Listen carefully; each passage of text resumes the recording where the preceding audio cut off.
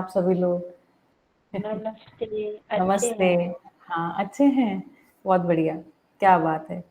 छोटू uncle, जनक भाई, जनक mummy सभी का स्वागत है। और आज हम लोग हमारी क्लास में करने वाले हैं, आज मैं आपको कहानी सुनाऊँगी वीडियो के माध्यम से, इस धरती की कहानी, ठीक है? तो सुनने के लिए तैयार हो जाएँ, ठीक? तो सबसे पहले मैं आपको आपके साथ वही शेयर करती हूँ, पृथ्वी पर जीवन कैसे आया, है ना? इस बात की कहानी और उसके बाद धरती पर इंसानों की कहानी को शेयर करूँगी मैं आपके साथ।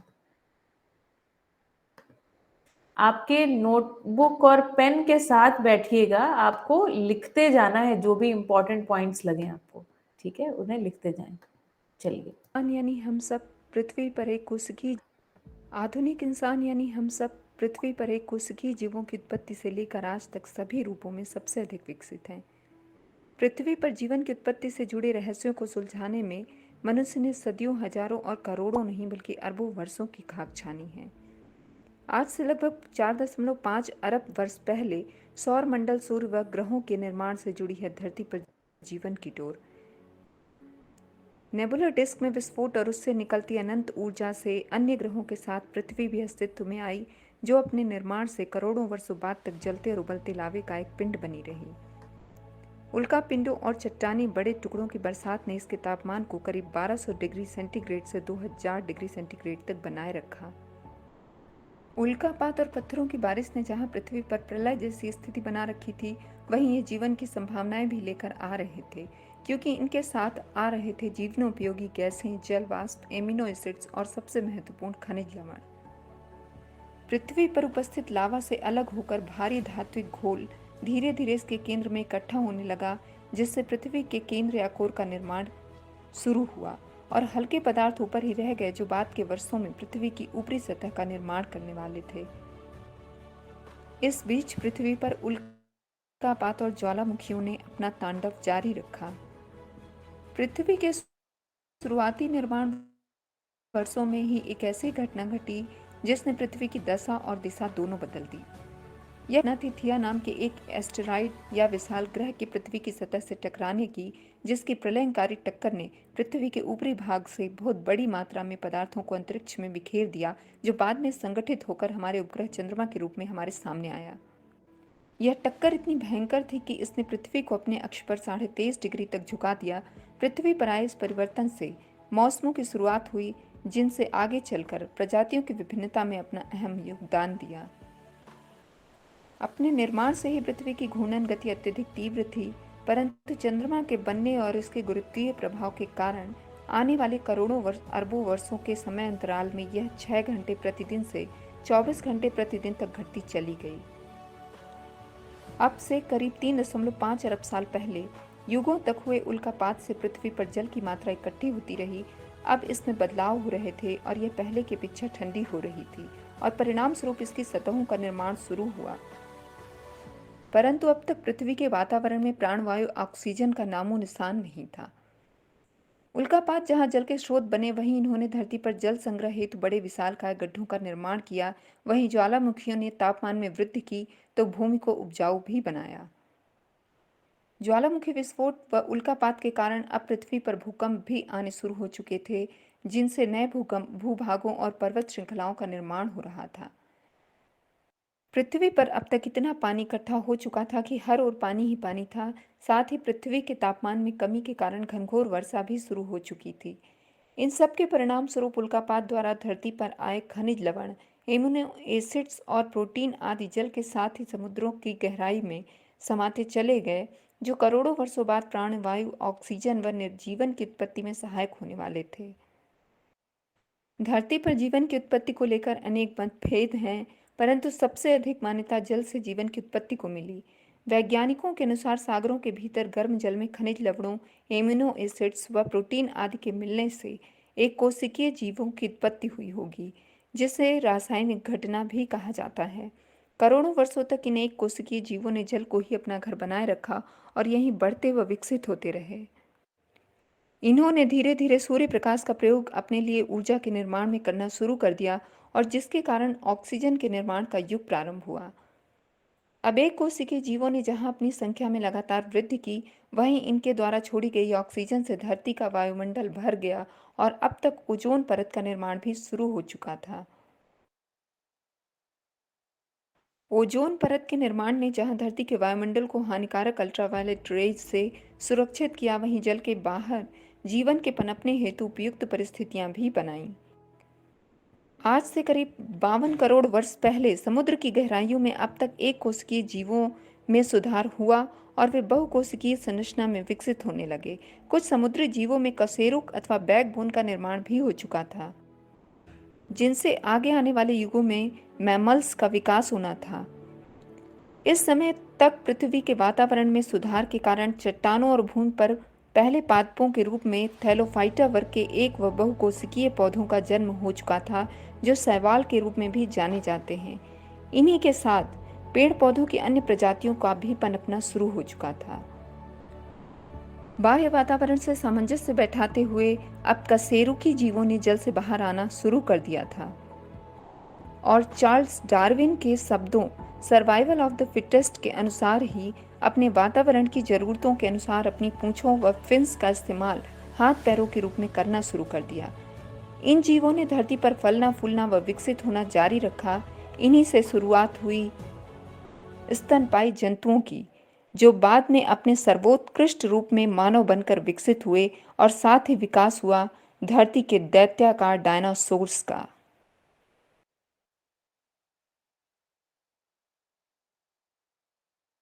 ओके, इसके आगे मैं आपको दिखाऊंगी धरती पर इंसानों की कहानी। ठीक है, चलिए देखते हैं। ये है हमारा घर पृथ्वी, यानी ब्रह्मांड में अब तक खोजा गया एकमात्र ग्रह जो जीवन से भरपूर है। और यह है पृथ्वी के संपूर्ण इतिहास में अब तक ज्ञात सबसे विकसित और समझदार प्राणी, यानी हम इंसान। इंसान विकसित कहे जाते हैं।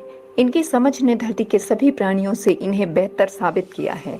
वैज्ञानिक खोजों ने यह सिद्ध किया है कि धरती पर इंसानी विकास का क्रम कई लाख साल पुराना है।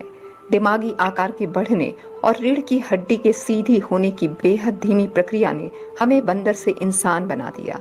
हमने अपने आसपास मौजूद संसाधनों और वातावरण में हो रहे परिवर्तनों के अनुसार खुद को समझदारी से ढाला। चाहे प्रकृति की व्यवस्था को समझकर जीवन जीने की नई तकनीकों को विकसित करना हो, या धरती के सुदूर भूखंडों पर पहुंचकर विपरीत परिस्थितियों से लड़ते हुए खुद को वहां के अनुकूल बनाना हो, या विज्ञान, भाषा व रहन सहन के क्षेत्र में विकास करना हो, हम हर क्षेत्र में अन्य जीवों की अपेक्षा आगे ही रहे। दरअसल इंसान के इंसानी रूप में ढलने की कहानी बेहद लंबी और धीमी होने के साथ साथ बेहद दिलचस्प भी है। ब्रिटिश जीव वैज्ञानिक चार्ल्स डार्विन द्वारा प्रयोग किया गया एक वाक्य सर्वाइवल ऑफ द फिटेस्ट काफी हद तक इंसानी विकास को बयां करता है।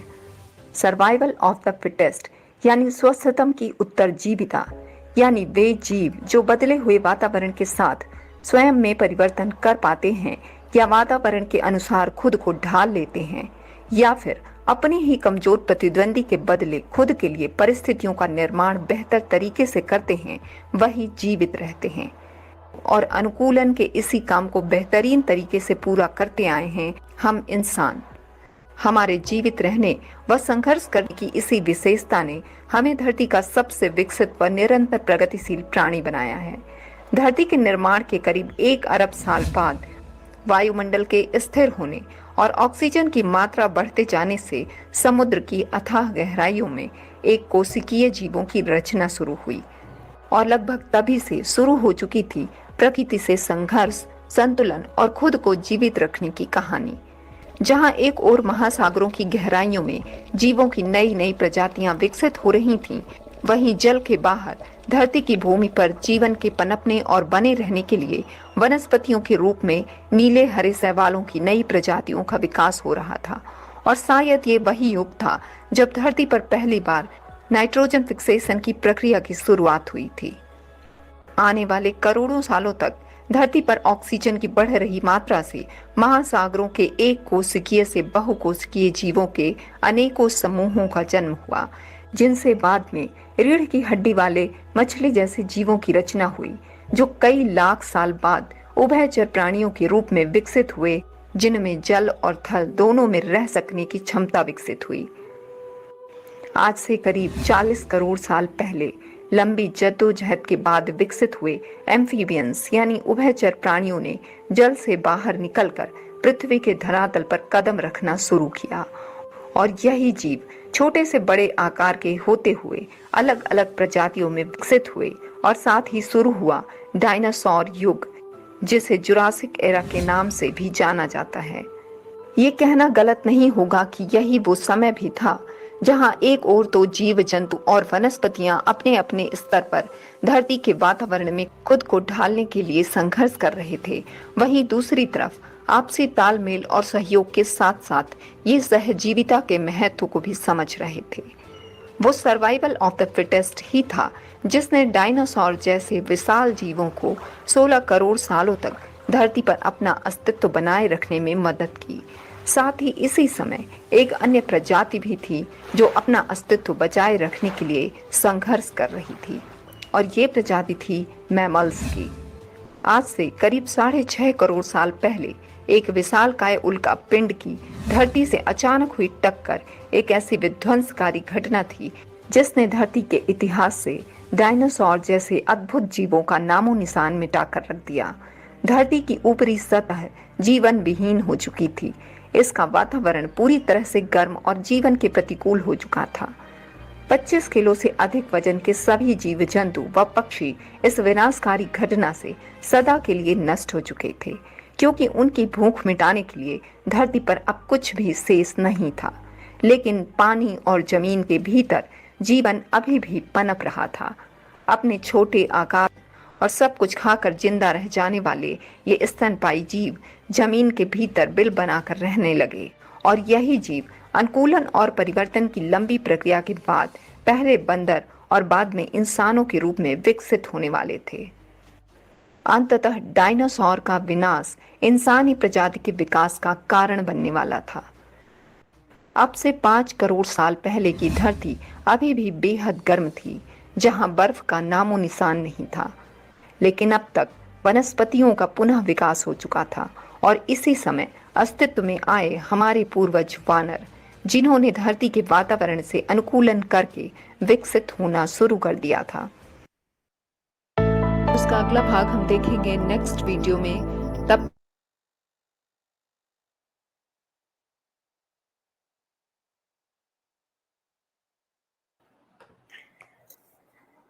ओके, तो सभी लोग अपना वीडियो ऑन कर सकते हैं। आपने दोनों वीडियोस देख लिए, धरती की कहानी और धरती पर इंसान कैसे आया।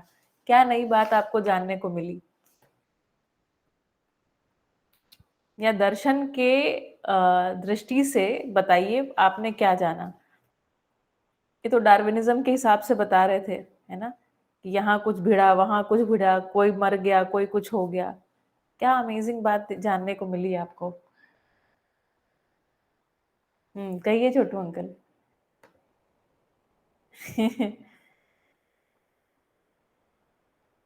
आपको अनम्यूट करना पड़ेगा अपने आप को जी।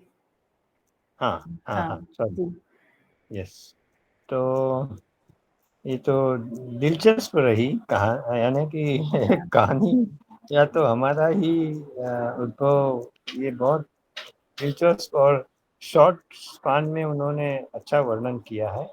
अभी विद्या की रोशनी में तो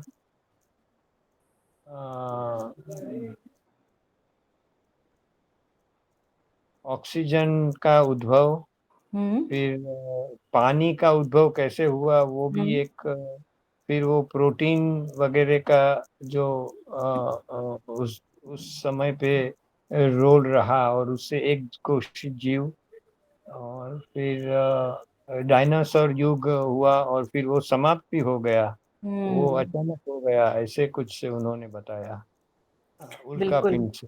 उल्का पिंड। और फिर वो चंद्र के अगली वीडियो में चंद्र का उद्भव, वो उल्का पिंड नहीं, वो कुछ टकराया, उसके कारण पूरा एक हिस्सा टूटा। हाँ, यही हुआ। बहुत बढ़िया। अलग हो गया, और उसके कारण 23 डिग्री ये पृथ्वी झुक गई ना। तो अभी वो कहते हैं वो बहुत कल्पना में नहीं आता है, बट फिर भी वो हम पढ़ते रहते हैं कि 23 डिग्री झुकी, झुकी हुई है ना। तो उसके कारण यानी कि सूर्य की जो पूरा ऐसे गोल फिरना चाहिए, उससे वो 23 डिग्री झुकी हुई है, ऐसे समझ में और आता झुकी है होने मुझे। के कारण क्या हुआ उसमें? तो उसके कारण वो ऋतु चक्र शुरू हो गया। Yes, very good. बहुत बढ़िया, ध्यान से सुन रहे हैं सभी। तो मैं यहाँ पर खास ये 2 वीडियो आपको मैंने इसलिए दिखाए कि देखिए, हमें ऐसा लगता हो सकता है कि चीजें रैंडमली हो रही हैं। रैंडमली कोई चीज आके एक दूसरे से टकरा गई, है ना, और ऐसा टकराई कि वो 23.5 डिग्री ही झुक गई, है ना, ऐसा झुक गई कि उसमें ऋतु परिवर्तन हो गए। तो जो साइंस है ना, वो अभी चीजों को रैंडम की तरह बता रहा है, पर कोई भी घटना रैंडम नहीं है। जैसे जब पहले एक उल्का पिंड आके टकराया ना, तो एक हिस्सा धरती का ही टूट करके अलग हो गया, और अलग होने के बाद धरती का चक्कर लगाने लग गया। वही चीज क्या है हमारे लिए? चंदा मामा है, चंद्रमा है। तो यहाँ पर मैं ये ध्यान दिलाना चाहती थी, दर्शन की दृष्टि से अगर हम देख रहे हैं तो चीजें रैंडम नहीं है। जब 4.5 अरब साल की हिस्ट्री देख रहे हैं, तब से लेकर के आज तक, ऐसा लगता है जैसे मनुष्य के होने के लिए और उसके लिए सभी वस्तुएं उपलब्ध कराने के हेतु से एक एक घटना घट रही थी। सारी वो चीजें एक समय तक, है ना, आपको अगर ध्यान हो, आपको अगर पता हो, जो हमारे डायनासोर्स थे वो कार्बन मोनोऑक्साइड लेते थे और ऑक्सीजन लेते थे और कार्बन मोनोऑक्साइड निकालते, उनके लंग्स और उनकी बॉडी इस तरह से डेवलप थी। उस समय के पेड़ पौधे भी इस प्रकार के थे।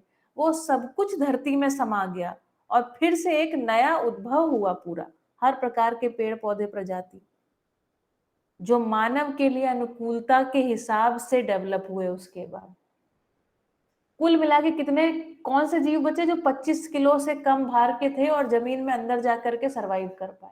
और इस तरह से मैमल्स आगे फिर बढ़े। मैमल्स मतलब स्तनधारी जीव आगे बढ़े। ये कमाल नहीं लगता?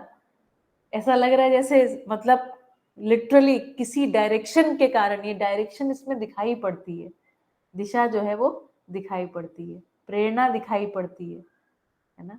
इसलिए ये वीडियो मैं दिखाना चाहती थी। कल फिर आपको कुछ और नए वीडियोस दिखाऊंगी। धीरे धीरे हमारे स्मृति पटल पर भी कुछ चित्र आ जाए, कुछ नॉलेज आ जाए, ऐसी मेरी अपेक्षा है, ऐसा मेरा प्रयास है। ठीक है, बढ़िया। तो चले रीडिंग शुरू करी जाए। चलिए रीडिंग को शुरू करते हैं। और किसी को कुछ कहना हो तो कह सकते हैं, है ना। चलिए, तो जो आज हमने कहानी देखी, ऐसा ही कुछ वीडियो के फॉर्मेट में बाबा जी ने भी देखा था। बाबा जी बता रहे हैं उस बात को, उसको हम पढ़ना शुरू करते हैं। संयम करने के फल स्वरूप तो जर्रा जर्रा अस्तित्व हमको हमारे सामने दिखना शुरू हुआ। देखने का मतलब समझना है ना। देखने का मतलब ऐसे नहीं कि एक मूवी जैसी देख ली बस। समझना मतलब उस पर विचार विश्लेषण, उसके प्रयोजन को भी समझ पाए, है ना, उसकी दिशा को देख पाए हैं। एक परमाणु से लेकर इतनी बड़ी धरती तक क्या क्या प्रक्रिया से गुजरी, उसको हम क्रमवत देखा है। स्टेप बाय स्टेप बाबा जी ने देखा, एक परमाणु से लेकर इतनी बड़ी धरती तक, है ना, एक सबसे छोटा परमाणु जिसमें अंश चक्कर लगा रहे हैं, वहां से लेकर इतनी बड़ी धरती, है ना, इसको उन्होंने क्या देखा, इसको उन्होंने क्रमवत देखा, स्टेप बाय स्टेप देखा कि किस प्रोसीजर से गुजरी है। उसको आपको बोध करा देते हैं। ये स्थिति मुझ में स्थापित हुई। इसी के साथ परमाणुओं के कतार में एक जीवन परमाणु को देखा। बाबा जी कहते हैं कि जब वो संयम काल में थे तो उनके सामने एक सभी परमाणु, है ना, एक अंश वाला, 2 अंश वाले, इस तरह से एक क्रम से आके उनके सामने लाइन से लग गए, और उसमें ही एक बीच में क्या था, जीवन परमाणु था। ठीक है, तो इसी के साथ परमाणुओं के कतार में एक जीवन परमाणु को देखा। वो जीवन परमाणु मुझ में, आप में, आज पैदा हुए आदमी में, शरीर छोड़ा हुआ स्थिति में, ये सब समान रहते हैं। मतलब उसमें कोई परिवर्तन नहीं हो रहा है। ऐसा नहीं है कि शरीर में आ जाने के बाद जीवन परमाणु का भार या कुछ उनका रूप रंग कुछ बदल रहा है, ऐसा नहीं है। वो सब सेम जीवन परमाणु है। ये बोध हुआ, शरीर छोड़कर भी जीवन रहता और शरीर के साथ भी रहता है। ये भी समझ में आया कि जो जीवन है, जिसको हम जीवन कह रहे हैं, वो मरता नहीं है, शरीर के साथ भी रहता है और शरीर के बाद भी रहता है। शरीर के साथ क्यों रहता है उसमें पूछा जाए तो आगे प्रसंगवश मैं बताऊंगा। इस जगह में हम देखा कि शरीर के माध्यम से जीवन स्वयं को मानव परंपरा में प्रमाणित करना चाहता है। इसका मतलब क्या, बिना शरीर के जो जीवन है वो प्रमाणित नहीं हो पाएगा। प्रमाणित किसको करना है, सहअस्तित्व को प्रमाणित करना है। इस प्रकार से अगर हम देखें तो शरीर के ऊपर हमारी एक डिपेंडेंसी है, निर्भरता है ना, प्रमाणित होने के लिए। ठीक है, तो इतना ही सूत्र है इसका। यह जीवन क्या प्रमाणित करना चाहता है, इसका उत्तर ये मिला कि जीवन पहले जीना चाहता है, उसके बाद तो जीने के साथ साथ सुखी होना चाहता है, सुखी होने के साथ साथ प्रमाणित होना चाहता है।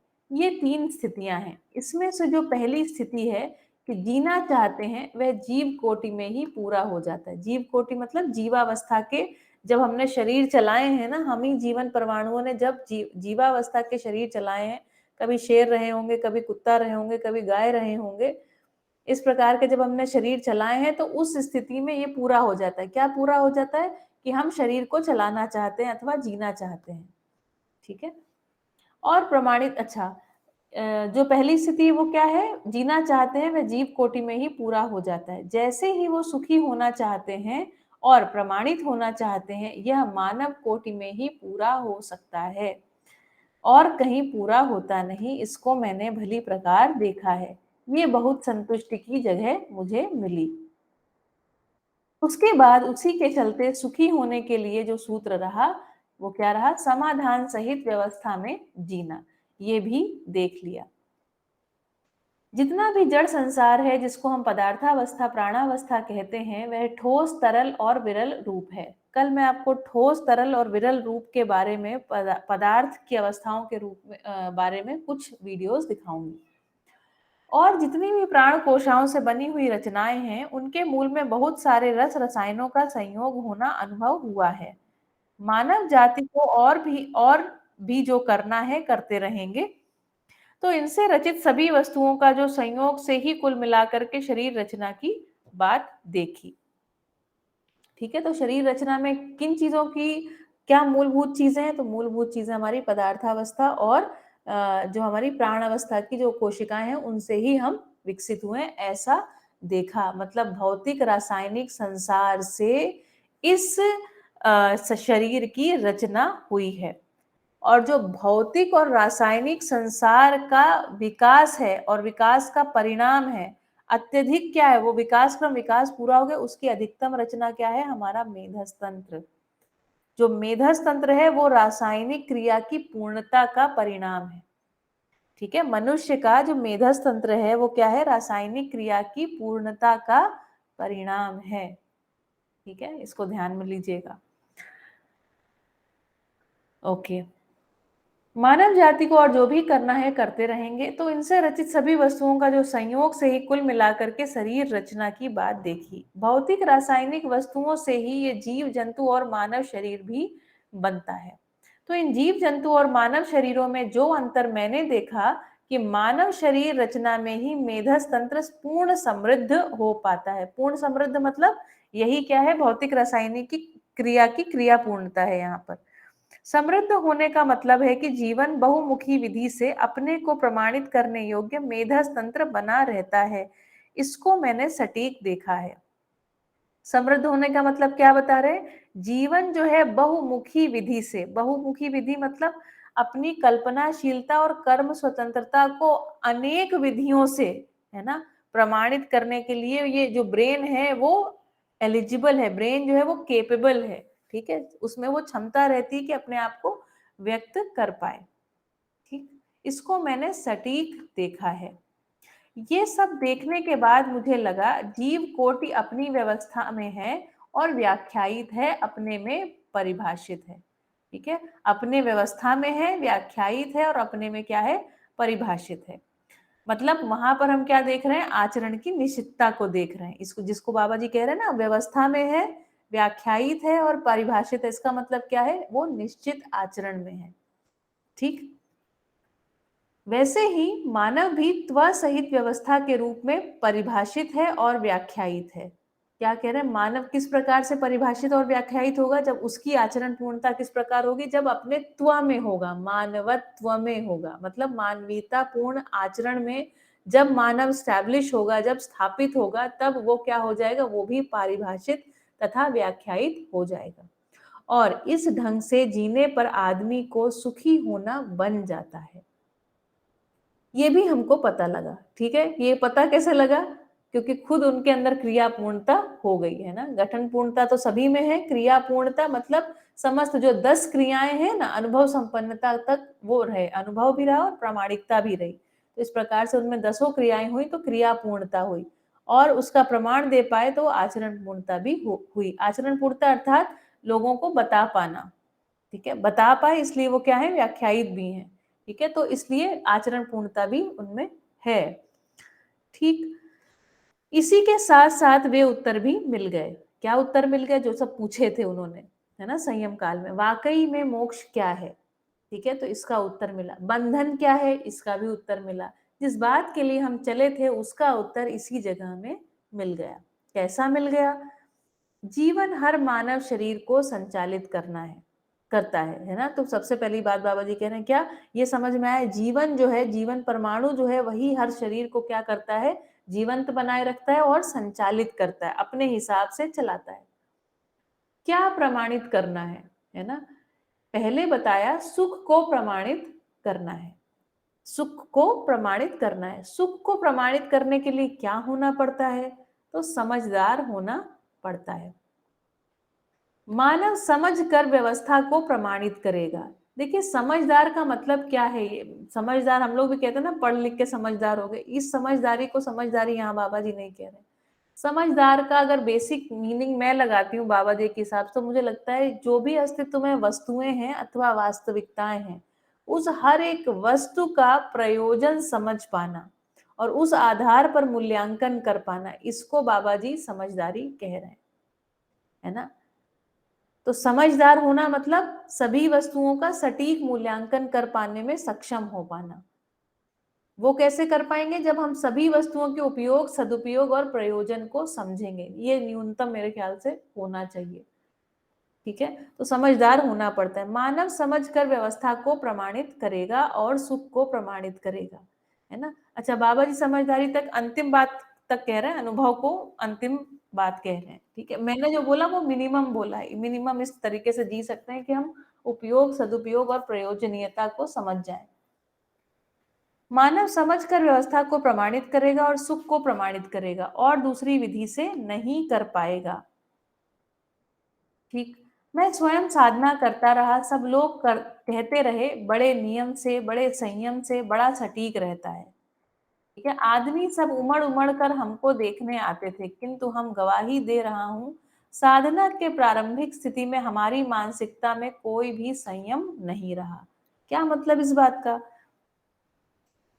बाबा जी कह रहे हैं कि जब मैं साधना काल में था, जब मैं ध्यान करता था, साधना करता था, जब तक मुझे समाधि नहीं हुई थी, तब तक जो देखने वाले लोग थे वो तो ये कहते थे कि मैं बड़े नियम से, बड़े संयम से, बड़ा सटीक तरीके से रहता हूँ, है ना। और लोग बाग आके उनके पैर भी पड़ते ही थे। लेकिन बाबा जी स्वयं बता रहे हैं कि ऐसा है, साधना के प्रारंभिक स्थिति में, जब हम साधना के प्रारंभिक स्थिति में थे, तब हमारी मानसिकता में कोई भी संयम नहीं रहा। मतलब क्या, हमारे मन में भी, हमारे भीतर भी ऊट पटांग चित्रण होते रहते थे, चीजों के, जो सही चीजें नहीं है उनके भी चित्रण होते थे, ठीक। जब एक अनुभव संपन्न व्यक्ति, तो उसके दिमाग में जो चित्रण है ना, समाधानित व्यक्ति के चित्त में केवल सही का चित्रण होता है। इस विधि से यहाँ पर बाबा जी कह रहे हैं कि हम गवाही दे रहा हूं, क्या लिखा हुआ, हमारी मानसिकता में कोई संयम नहीं रहा, मतलब गलत चीजों के चित्रण भी बने रहे। जब तक हम समाधिस्थ नहीं हुए, तब तक हम में कोई मानसिक संयम नहीं रहा। मतलब हम ऊपर से तो ठीक बोल रहे हैं, लेकिन अंदर हमारे मन में कोई, हमारे चित्त में कहीं चित्रण, कुछ भी चित्रण हो सकता था, उसके ऊपर हमारा कोई नियंत्रण नहीं था। हमारे में इतना ही बात रही कि हमें साधना करना है और कोई ऊट पटांग कार्य हम नहीं कर सकते। तो इस तरीके का एक सूक्ष्म संकल्प जैसा कुछ बाबा जी के मन में जरूर रहा। मन में कहते ना ठान लेना, मन को मनाया हुआ था उन्होंने किस बात के लिए, इस बात के लिए कि हमें एक तो साधना करना है और दूसरा ऊट-पटांग काम हमें नहीं करना है। किंतु ऊट-पटांग बात हमारे मन में ना उपजे, ऐसा कोई बात नहीं थी। जब तक समाधि हो नहीं गई तब तक मन में तो ऊट-पटांग बातें आती जाती रही। ठीक है, ये भी बात उन्होंने बताई। इस आधार पर मैं दावे के साथ कह सकता हूं कि जब तक आदमी समाधिस्थ नहीं हो जाता तब तक ऊट-पटांग विचार ना आए, ऐसा कोई कायदा अस्तित्व में नहीं है। कायदा मतलब नियम नहीं है। तो अस्तित्व का नियम यह है कि जब तक हमने समाधि की स्थिति नहीं आ जाती, हमारे चित्त में सही और गलत दोनों प्रकार के चित्रण होते रहेंगे। मानव स्वयं नहीं चाहता कि ऊट-पटांग बातें हों, मन में आवें। साधना करने वाला तो कोई चाहता ही नहीं, है ना? अगली बार कह रहे हैं कि भाई ये बात मुझे समझ में आ रही है कि मनुष्य स्वयं क्या कह रहा है। तो मानव स्वयं नहीं चाहता, है ना? हम क्या चाहते हैं? हम यही चाहते हैं कि सही करें, सही जानें, सही सुनें। ये सब बातें हमारे मन में लेकिन एक आशा के रूप में, एक इच्छा के रूप में बनी रहती हैं कि हम सही करना चाहते हैं। ठीक है? मैं भी नहीं चाहता रहा, फिर भी होता रहा। लेकिन अस्तित्व का कायदा क्या है, जब तक समाधि नहीं घट रही तब तक ऊट-पटांग चित्रण होते जा रहे हैं। यही संकट सभी साधकों के सामने आता है।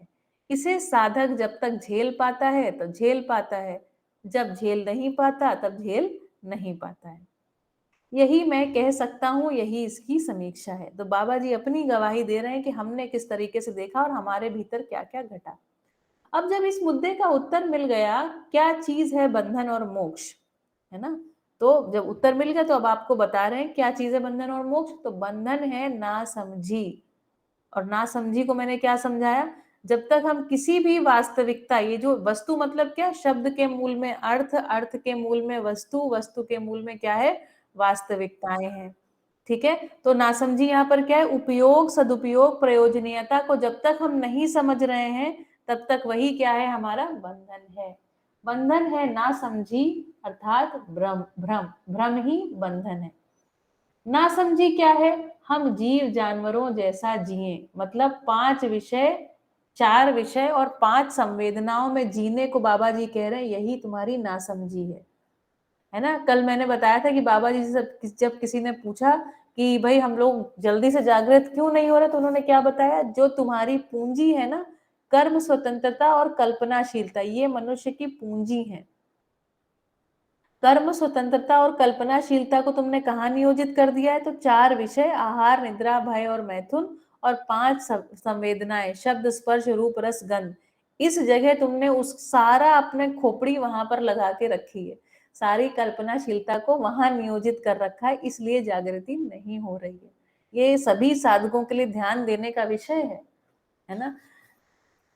तो नासमझी क्या है कि हम जीव जानवरों जैसा जिए। जानवर के क्रियाकलापों को मानव के लिए प्रमाण कैसे मान ले, है ना?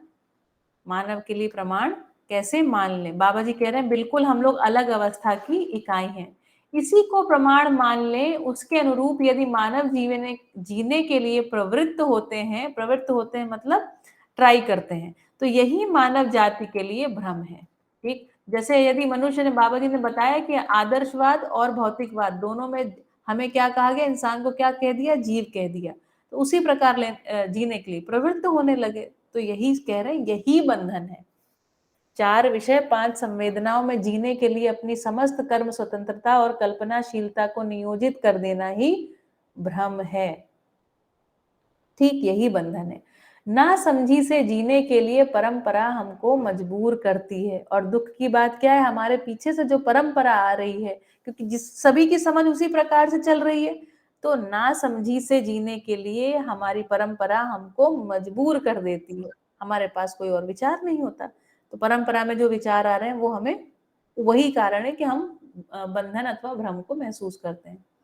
उसका प्रमाण है कि कामोन्मादी मनोविज्ञान, भोगोन्मादी समाजशास्त्र और लाभोन्मादी अर्थशास्त्र, ठीक है, इनके ऊपर पूरी, इनके विकल्प के रूप में बाबा जी ने अलग पुस्तकें भी लिखी हैं। इसके बीच में चलता हुआ आदमी अपने बच्चे को बहुत अच्छा बने, श्रेष्ठ बने, संस्कारी बने, सुखद बने, सुशील बने, ऐसा आशीर्वाद करते हैं। अब उसका तालमेल कहाँ है ना? तो हर व्यक्ति क्या चाहता है, हमारा बच्चा कैसा हो, हम बच्चा बहुत अच्छा बने, श्रेष्ठ बने, संस्कारी बने, सुखद बने, सुशील बने। लेकिन हमारी परंपरा में क्या चल रहा है? तो हमारी परंपरा में क्या चल रहा है? कामोन्मादी मनोविज्ञान, भोगोन्मादी समाजशास्त्र, है ना, और लाभोन्मादी अर्थशास्त्र। तो कह रहे हैं इसका उसका तालमेल कहाँ है? अब जब तालमेल नहीं है तो फिर रिजल्ट, परिणाम जो है वो हमारे सामने है। बच्चों को हम जो सिखाते हैं, पढ़ाते हैं उसका, और जो आशीष देते हैं उसका तालमेल कहाँ है? नहीं है तालमेल, है ना? जैसे हमने पिछले 20 से 25 वर्षों में बच्चों को खूब लिखाया पढ़ाया, और क्या चाहते थे? बच्चा घर से दूर जा करके नौकरी करे, है ना? तो बड़े सिस्टमैटिक तरीके से, बड़े एकदम स्टेप बाय स्टेप हमने परिवारों को खत्म कर लिया, है ना? चलिए, और आशीर्वाद भी यही देते रहे, खूब अच्छी नौकरी लग जाए, मल्टीनेशनल कंपनी में चले जाओ, घर से बाहर निकलो, है ना? यही सब करते रहे।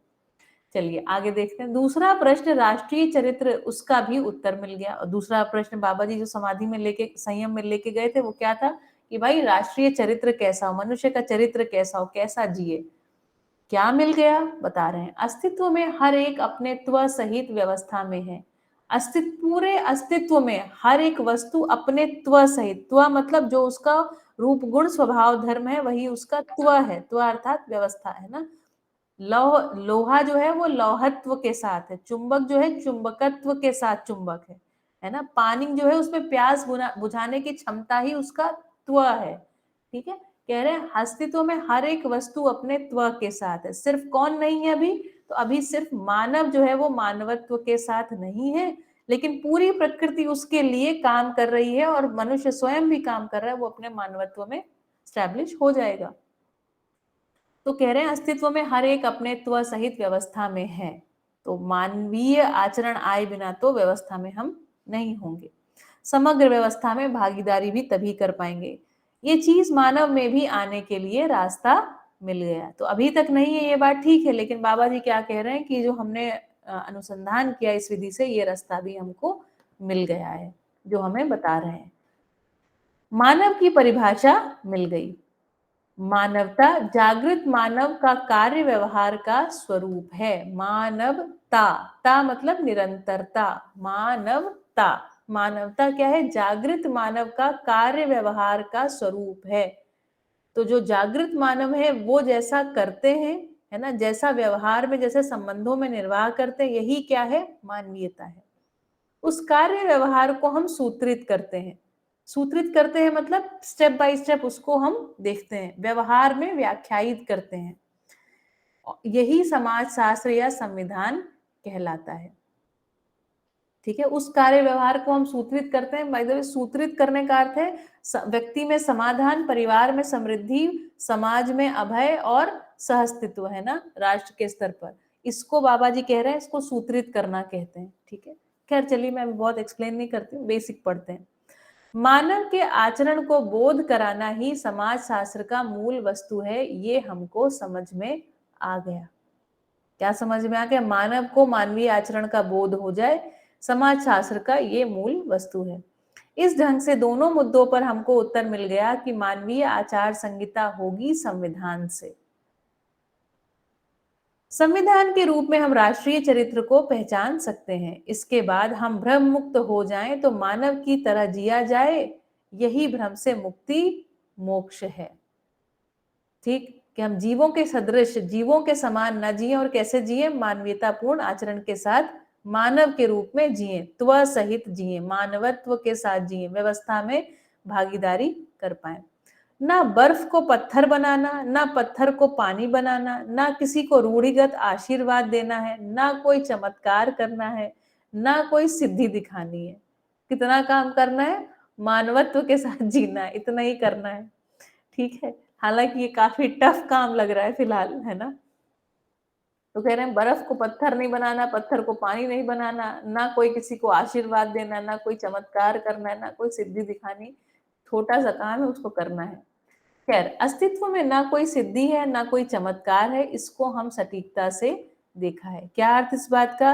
तो कह रहे हैं अस्तित्व में कोई सिद्धि नहीं है, कोई चमत्कार नहीं, सब चीजें क्या है, नियम से नियंत्रित हैं, सभी वस्तुएं नियम से नियंत्रित हैं, है ना। तो हमें चमत्कार, कोई ऐसी चीज जिसका हम नियम नहीं पकड़ पा रहे, वो तब तक हमें चमत्कार जैसी लगती है। बाबा जी कह रहे हैं अस्तित्व में कोई चमत्कार नहीं है, ठीक है, क्या है, नियम है, नियम से नियंत्रण है, ठीक है, ओके। ना कोई चमत्कार है, इसको हम सटीकता से देखा है। शाप और अनुग्रह के बीच कराहता हुआ आदमी आज भी करोड़ों करोड़ों हैं। तो इसका एक ही उत्तर है, जिस क्षण हम आप जागृति की दिशा में एक भी कदम बढ़ाते हैं, उसी मुहूर्त में संपूर्ण शाप ताप पाप तीनों ध्वस्त हो जाते हैं। ये हमने पहली क्लास में बात कही थी। देखिए बाबा जी इसको कैसे सुंदर तरीके से कह रहे हैं, जिस क्षण हम और आप जागृति की दिशा में एक भी कदम बढ़ाते हैं, उसी मुहूर्त में संपूर्ण शाप ताप और पाप ध्वस्त हो जाते हैं, इनका कोई कलंक नहीं रह जाता। वह कैसे, इसका उत्तर गणितीय विधि से इस प्रकार दिया, जैसे गणित को 1000 बार गलत किए रहते हैं, किंतु जब सही करना आ जाता है तो जीवन भर के लिए सही हो जाता है। जब तक गलती करते रहते हैं तब तक एक बार जो गलती करते हैं दोबारा वो गलती करते ही नहीं, दूसरी गलती ही करते हैं, है ना। गलत रहते, समझ में नहीं आता तो नई नई गलतियां करते रहते हैं। इसको भी हम घटना के रूप में देख सकते हैं। यदि करोड़ बच्चों के लिए गणित का प्रश्न दिया जाए, सही उत्तर देते हैं तो सबका एक ही होता है, गलत होते हैं तो करोड़ गलत उत्तर हो सकते हैं। हर सामान्य व्यक्ति भी इसका सर्वेक्षण कर सकता है। इस ढंग से हम एक और सूत्र पा गए। क्या सूत्र पा गए, हम मानव सही में एक हैं, गलती में अनेक हैं। जब अस्तित्व को देखा, महिमा संपन्न एक सूत्र हमको मिला। अस्तित्व में दो ही प्रजाति की वस्तुएं हैं, पहली एक एक के रूप में जिन्हें गिन सकते हैं, जिसको प्रकृति कहा जा सकता है। तो यहाँ बाबा जी प्रकृति किसको कह रहे हैं, अंशों को प्रकृति कह रहे हैं, है ना। अंशों से बने हुए जो फिर फर्दर सिस्टम है, जैसे परमाणु है, अणु है, इनको भी बाबा जी ने फिर इकाई कहा है, ठीक है। इकाई मतलब एक सिस्टम, एक व्यवस्था बन जाना। तो अंश अपने आप में एक, फिर उसके बाद परमाणु भी अपने आप में एक, अणु भी अपने आप में एक, इस तरह से बात कर रहे हैं, ठीक। दूसरा, जो सर्वत्र फैला हुआ है, इसको हर एक व्यक्ति एक क्षण में समझ सकता है। सर्वत्र फैला हुआ है, जो हमारे और आपके बीच में खाली स्थान है, इसको कह रहे हैं जो सर्वत्र फैला हुआ व्यापक सत्ता है, इसको कह रहे हैं।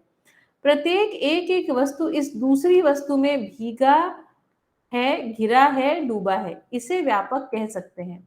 एक एक वस्तु दो प्रजाति की है, एक जड़ है, दूसरा चैतन्य है। चैतन्य वस्तु का मतलब है जीव कोटि, मानव कोटि, है ना। जीव कोटि और मानव कोटि के शरीरों को चलाने वाली हम चैतन्य इकाई जीवन परमाणु की बात कह रहे हैं, ठीक है। अच्छा, और जड़ वस्तु का मतलब है पदार्थावस्था प्राणावस्था, ठीक। तो पदार्थावस्था प्राणावस्था की इकाइयों को क्या कह रहे हैं, जड़ कह रहे हैं। इसमें सभी खनिज, मिट्टी, धातु तथा प्राण कोशाओं से बनने बिगड़ने वाली वस्तु हैं, कि जितने भी वस्तुएं हैं व्यापक वस्तु में ही भीगी हैं, घिरी हैं और डूबी ही हैं, है ना। देख सकते हैं हम सब, सारा एग्जिस्टेंस कुल मिला के कहाँ पर हो रहा है, हम कहाँ बैठे हुए हैं, तो इस खाली स्थान में बैठे हुए हैं। कोई भी वस्तु इस खाली स्थान के बाहर नहीं है ना। तो सदा सदा हम इस खाली स्थान में ही डूबे भीगे घिरे हैं। इसके लिए शब्द क्या था, संपृक्तता। संपृक्तता मतलब डूबा भीगा घिरा। व्यापक वस्तु से एक एक वस्तु अलग होने का अस्तित्व में कोई प्रावधान नहीं है। इस कोई भी वस्तु व्यापक से अलग नहीं हो सकती। हो सकती है क्या, ऐसा कर सकते हैं किसी इकाई को हम व्यापक के बाहर हटा के कहीं रखें, जहां बाहर हटा के रखोगे वहीं व्यापक अर्थात खाली स्थान मिलेगा, ठीक है। तो वस्तुएं व्यापक से अलग नहीं हो सकती हैं। अस्तित्व में जिसका प्रावधान नहीं है, मानव उसे पैदा नहीं कर सकता, है ना। तो अस्तित्व में ही प्रावधान नहीं है। अस्तित्व में जो भी प्रावधान है उसकी उपयोगिता को छोड़कर दुरुपयोगिता की ओर मानव कुछ भी उपलब्धि करता है तो सिवाय बर्बादी के और कुछ हाथ लगता ही नहीं है। बहुत बड़ी बात कह रहे हैं यहाँ बाबा जी। अस्तित्व में जो भी प्रावधान है, प्रावधान अर्थात नियम है ना, उसकी उपयोगिता को छोड़कर दुरुपयोगिता की ओर मानव कुछ भी उपलब्धि करता है तो सिवाय बर्बादी के और कुछ हाथ लगता नहीं। जैसे युद्ध के लिए हमने बहुत सारी चीज उपयोग किया, इससे धरती और मानव को बर्बाद करने के अलावा दूसरा हम कुछ नहीं कर पाए। शायद यह सारे वैज्ञानिकों को धीरे धीरे समझ में आ रहा है। यदि यह पहले समझ में आ जाता तो मानव समृद्ध व सुखी हो सकते थे। अनेक घाट घाट के बाद नदी समुद्र में आती है, शायद नियति यही रही हो, है ना। तो मतलब कुल मिला के जो हमने एक्सपेरिमेंट किए और इस तरीके से ठोकरें खा खा के जो हम सीखे हैं, इसी को बाबा जी कह रहे हैं, शायद घाट घाट के बाद ही नदी समुद्र में आती, यही नियति रही हो, जो भी है। खैर, पहले रहस्यमयी यानी आदर्शवाद के बीच आदमी को आना पड़ा, स्वीकारना पड़ा। इससे जो राहत मिला वह मानव को पर्याप्त नहीं हुआ। पुनः भौतिकवाद के शिकंजे में आ गए। इसमें भी जो राहत मिला वह सुख समृद्धि के अर्थ में पर्याप्त नहीं हुआ। आज जो दर्द है यह उसकी बात है। दोनों जगह से हम पूर्ण राहत नहीं पाए, स्वाभाविक है। तीसरी आगे सीढ़ी की जरूरत है ना। तो आदर्शवाद भौतिकवाद के बाद में कह रहे हैं भाई ये सहअस्तित्ववाद इस बात का प्रपोजल है, प्रस्ताव है। तीसरी सीढ़ी ये है। इस ढंग से जो उत्तर पाए बंधन और मोक्ष, उसका उत्तर यह बना कि मानव समझदार होता है तो बंधन से मुक्ति पा जाता है।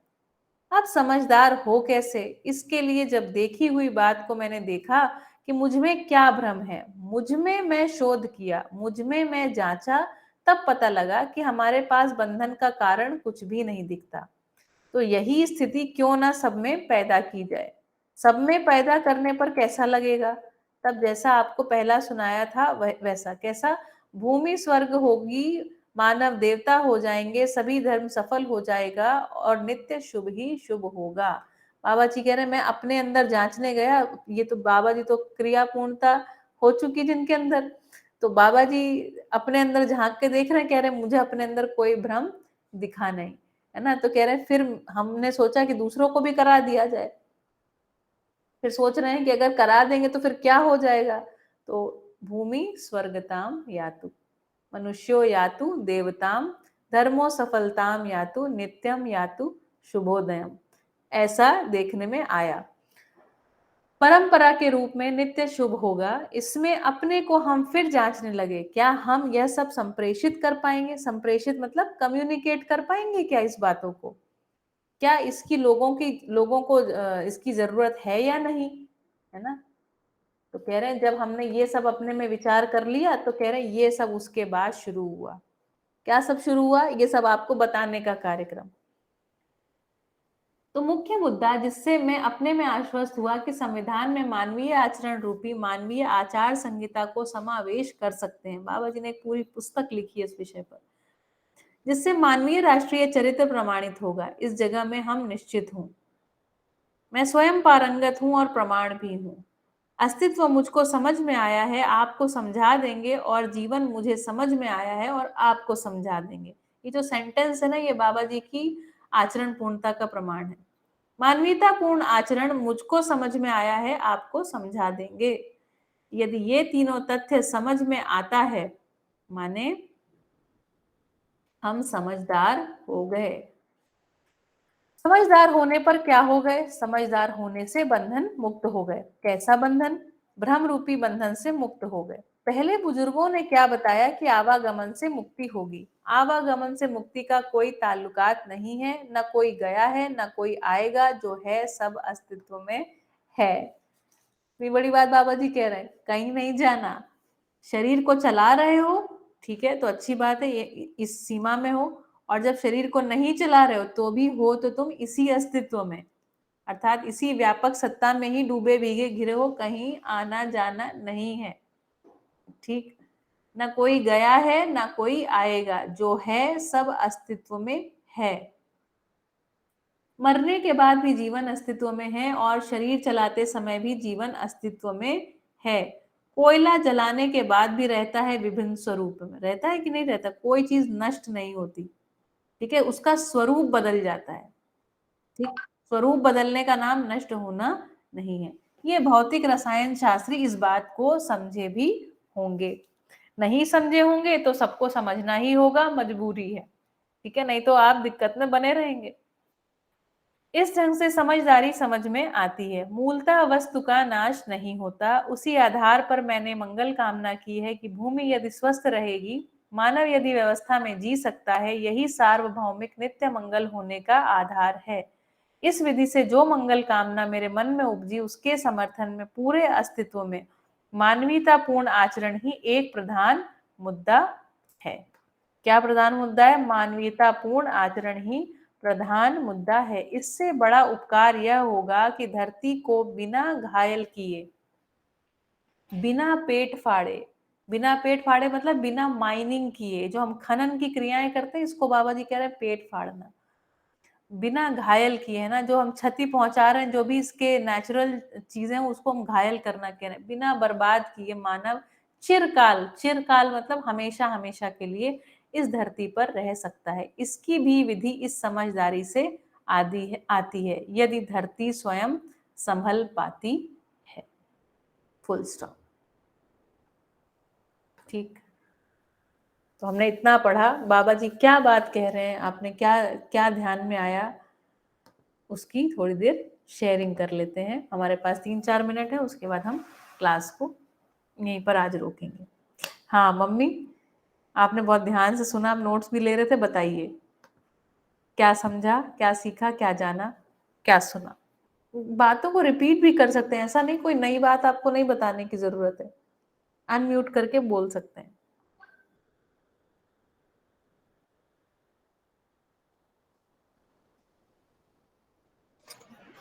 हमने आज ये पॉइंट सुनी कि समृद्ध करने की ब्रेन में ही क्षमता है। फिर से बोलिए। समृद्ध करने की ब्रेन में ही क्षमता है, जीवन ही मानव को संचालित करता है।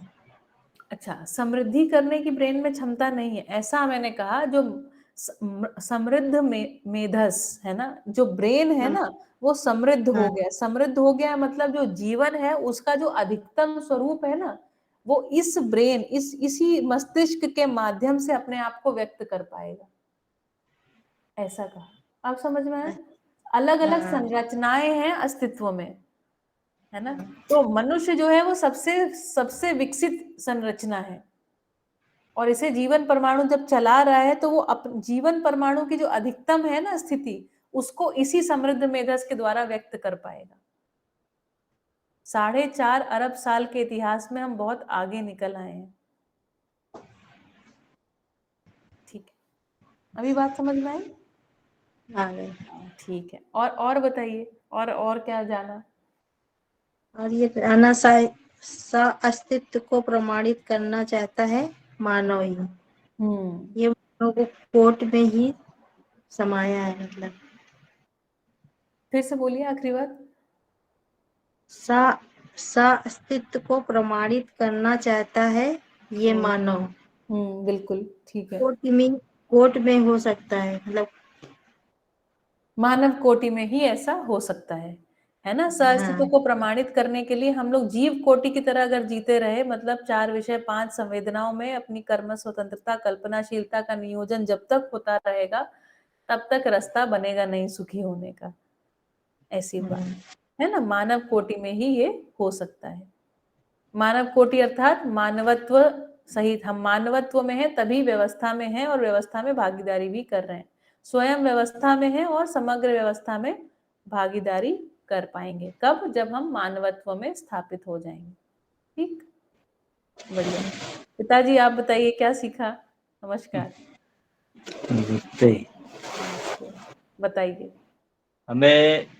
हमने जो सुना है अभी लास्ट में हम आए हैं, हमें ये समझ में आ रहा है कि अधिक समय तक मतलब जो है देह भान में जीते हुए हमने जो बिताया है, उसकी वजह से ये मानवीय आचरण में जीना असंभव सा प्रतीत होता है। लेकिन एक बात हमने सुनी है कि अनभ्यासे विषम शास्त्रम, बगैर भी अभ्यास के कोई सरल शास्त्र भी जो है कठिन लगता है।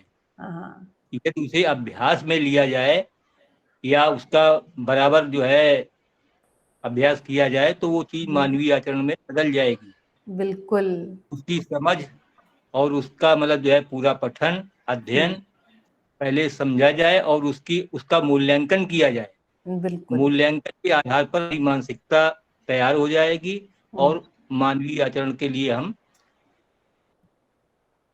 पूरी तरीके जो है प्रयासशील होकर के उसे संभव कर सकेंगे। बिल्कुल, एकदम सटीक, बहुत बढ़िया, बहुत बढ़िया, है ना। तो सदशास्त्र सेवन, बाबा जी ने एक बात कही है, सदशास्त्र सेवन बहुत आवश्यक काम है ना। ये जो बाबा जी की बात कर रहे हैं, बात सुन रहे हैं यहाँ पर, यही सदशास्त्र सेवन है। ठीक है, इसी से हमसे हमारी क्षमता, पात्रता और योग्यता बढ़ती है। हाँ, कहिए। हमारा बेटा ऐसा ही मानना है कि मतलब जब तक हमारी मानसिकता में वो चीज नहीं बैठती है या जिस सत्य को हम नहीं जान पाते हैं उसके प्रति जो है भ्रमित होने के कारण ये दिक्कत बनी रहती है। और जिस दिन उस सत्य का ज्ञान हो जाता है, 2-2 4 ही होते हैं, फिर कोई कंफ्लिक्ट नहीं रहता है, फिर वो अपनी दिशा की वही गंतव्य की ओर जाता है।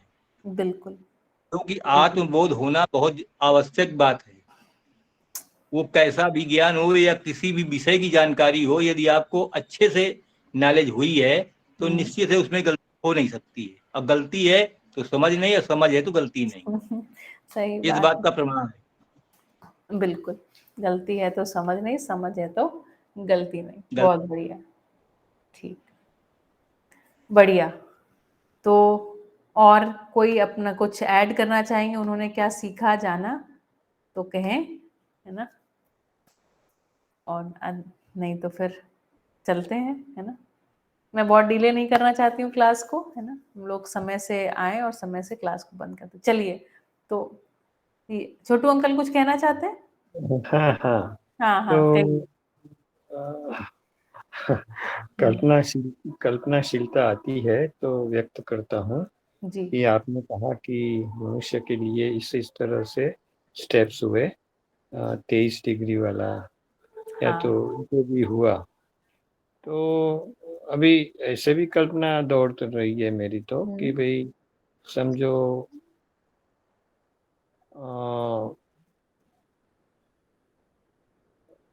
कुछ अलग टेम्परेचर और अलग मैकेनिज्म होता तो उस तरह का शरीर डेवलप होता कि भाई अभी अभी हम जैसे 98.6 डिग्री हमारा नॉर्मल टेम्परेचर है, तो उसमें भी फर्क होता। और ऐसे कल्पना हो सकती है कि कुछ मुख्य बात तो ये है कि खुद को प्रमाणित करना, यही रास्ता है मानव को का रास्ता।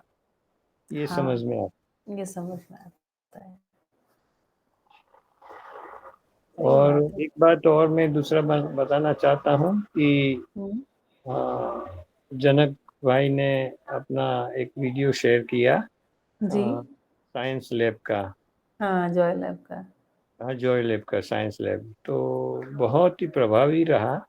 थोड़े बच्चे हैं छोटे, ने मेरे ख्याल से दूसरी तीसरी कक्षा से लेकर 5वीं 7वीं कक्षा तक है।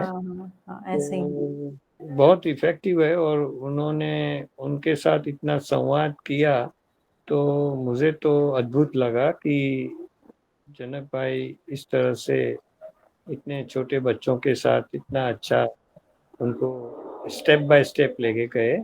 तो मैं चाहता हूँ कि मुंद्रा में जो स्कूलें हैं, मुंद्रा तालुका में, तो उसमें हम वो ग्रुप में डालेंगे, शिक्षकों का ग्रुप है, और उनको कहेंगे कि पॉल्यूशन टू सॉल्यूशन, तो जो शिक्षक और विद्यार्थी ज़्यादा से ज़्यादा उसका अभ्यास करें और उनको लगता है कि हमारे गांव में ये शक्य है, पॉल्यूशन टू सॉल्यूशन, यानी कि हम कुछ कर सकते हैं गांव के लेवल पे, तो फिर हम वहाँ पे जाके उनके साथ में संवाद करें और इस तरह से कुछ एक मूवमेंट चलाएं ताकि पूरा गांव उसमें जुड़ सके।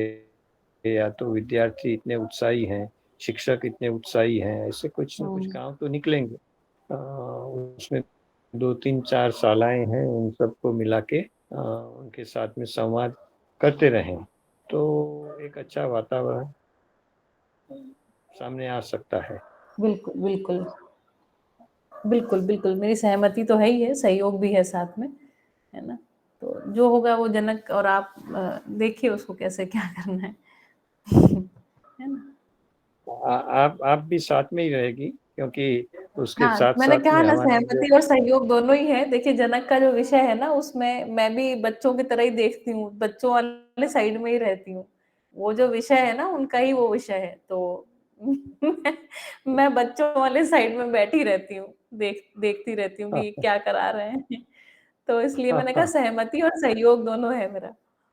हाँ, बाकी नहीं ये तो हम तो क्रियाकलाप उन्हीं का है। हाँ, तो ये तो हमारा जो ये अभी संपर्क का सेतु बना हुआ है 50 स्कूलों में, जी, जी, तो फिर हमारा मूल उद्देश्य तो फिर यही रहेगा कि इसके जरिए उनमें वो एक उत्साह और उत्सुकता बना रहे, तो फिर वो बिल्कुल। जागृति के क्रम में हम ये बातें रख सकें आगे जाके। बिल्कुल, बिल्कुल। बिल्कुल, मेरे ध्यान में ये सारी बातें हैं, इसी इसी संदर्भ में मैंने सोचा ये क्लासेस शुरू करते हैं, इससे मेरी भी थोड़ी तैयारी हो रही है।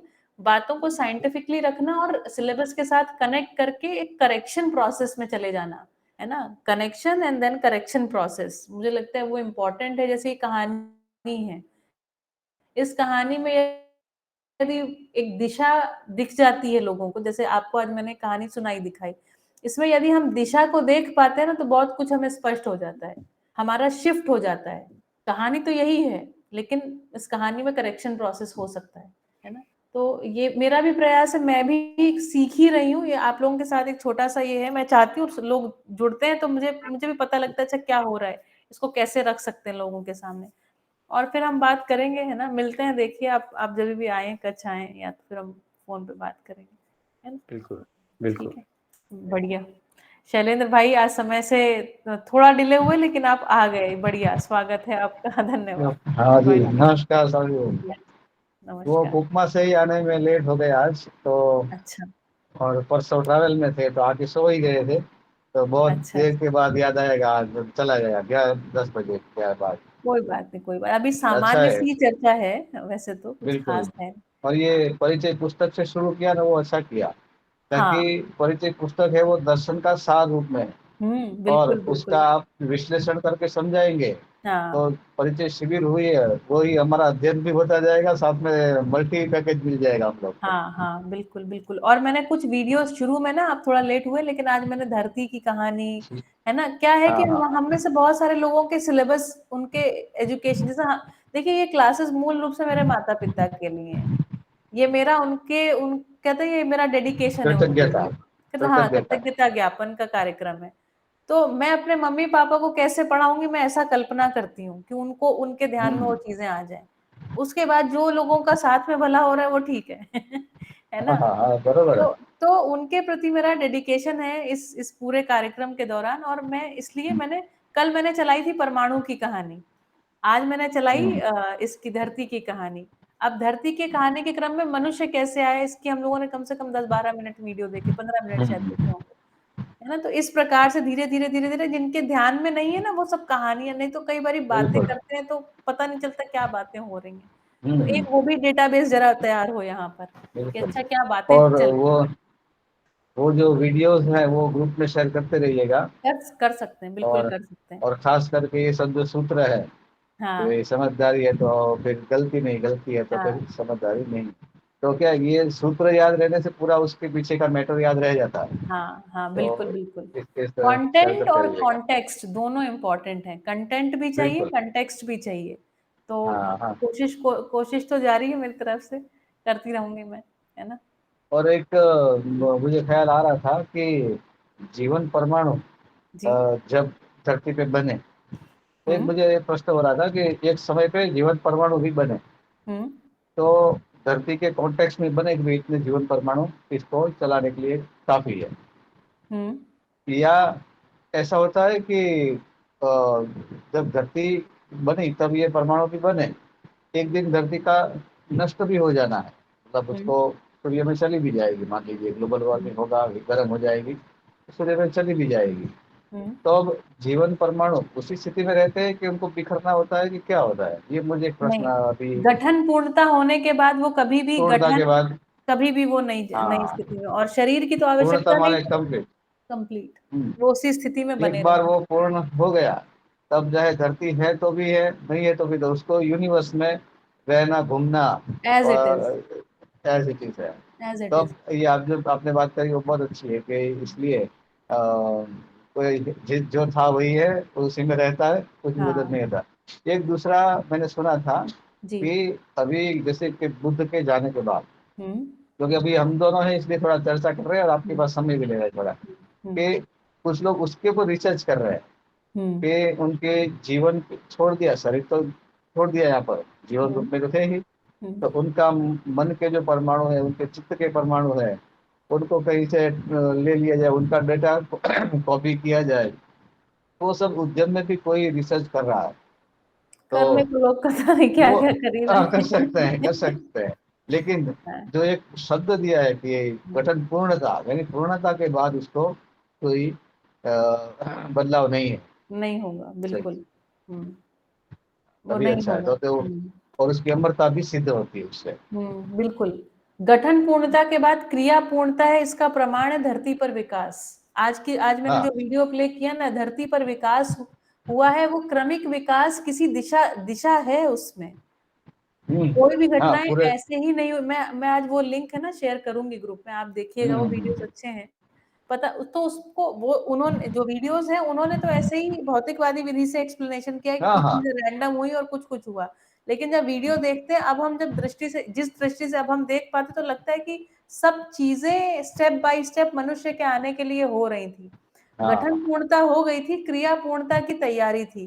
तो ये इतने सालों लगे इस क्रिया पूर्णता की तैयारी के लिए। सही बात है ना? तो हम जागृति में यहाँ से ये इस बात का प्रमाण है ना? और आदर्शवाद और भौतिकवाद के प्रति भी कृतज्ञता, उनका आना भी। अब एक वीडियो जिसमें बाबा जी कहते हैं कि हर एक धरती पर इसी विधि से होता है, हर एक धरती पर इसी, मतलब आदर्शवाद और भौतिकवाद आते ही हैं, ये उन्होंने कह दिया ना। तो आदर्शवाद और भौतिकवाद हमारे अंदर धीरे धीरे हमारे चरित्र, हमारी कैपेसिटी को बढ़ाता है, हमारी योग्यता को बढ़ाता है, पात्रता को बढ़ाता है, पात्रता को बढ़ाता है, शब्द पात्रता होना चाहिए, पात्रता को बढ़ाता है। हमारे अंदर बहुत सारी चीजें, जीवों से हम भिन्न जीते ही हैं, है ना? आहार निद्रा भय मैथुन को जैसे आदर्शवाद नहीं हमको आहार को कंट्रोल करना सिखाया, हम भूखे रहने, संकल्प की शक्ति, एक जागृत, शब्द बाबा जी के नहीं ले रही हूँ, संकल्प मतलब एक कि हम आज भूखे नहीं, आज हम ऐसे ही रहेंगे, ये करेंगे, वो रहेंगे, तो हम आहार से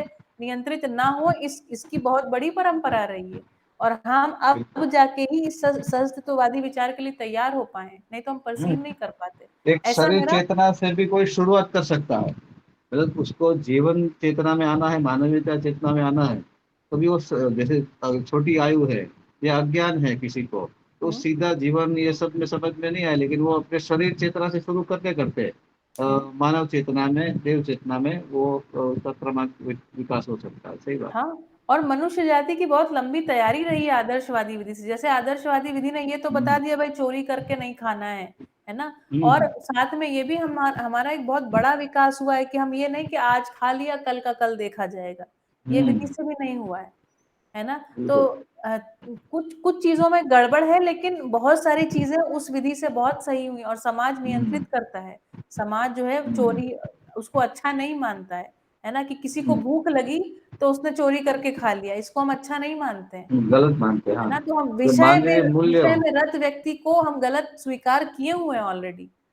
और कोई बच्चा करता है तो उसको भी डांट लगाते हैं, आपको पूछ के लेना चाहिए था। तो बहुत सारी विधियों से बहुत सारा अच्छा हुआ है। हाँ, सही और गलत को, धर्म अधर्म और इस तरह से ही मानवता को ही दर्शाया गया है।